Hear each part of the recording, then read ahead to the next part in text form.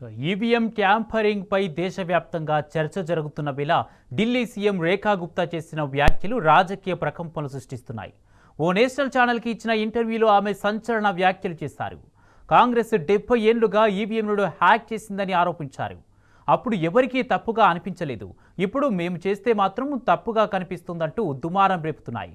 కాంగ్రెస్ వాళ్ళు గెలిస్తే ప్రజా తీర్పు అంటారు, మేం గెలిస్తే ఈవీఎం హ్యాక్ అంటారు. మరి ఈ ఫార్ములా ఏ బుక్లో ఉందో చెప్తారా అంటూ రాహుల్ గాంధీని ప్రశ్నించారు రేఖా గుప్తా. దీంతో బీజేపీ ఈవీఎంలను హ్యాక్ చేస్తుందనే విషయాన్ని ఆమె చెప్పకనే చెప్పినట్టయింది.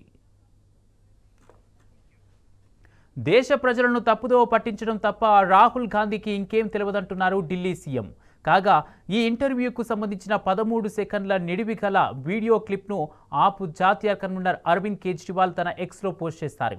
ఢిల్లీ సీఎం ఏం చెబుతున్నారో చూడనంటూ కామెంట్ చేశారు. దీంతో ఈ వీడియో క్షణాల్లో వైరల్గా మారింది. ఈవీఎంల హ్యాకింగ్లో మోడీ సర్కారుతో పాటు కేంద్ర ఎన్నికల సంఘం హస్తం కూడా ఉందనే ఆరోపణలు వినిపిస్తున్నాయి. మొత్తానికి దేశవ్యాప్తంగా ఈవీఎంల విశ్వసనీయతపై జరుగుతున్న చర్చకు రేఖా గుప్తా వ్యాఖ్యలు మరింత ఆజ్యం పోసినట్లయింది.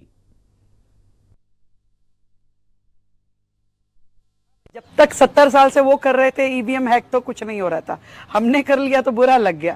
अब जब तक 70 साल से वो कर रहे थे ईवीएम हैक तो कुछ नहीं हो रहा था, हमने कर लिया तो बुरा लग गया।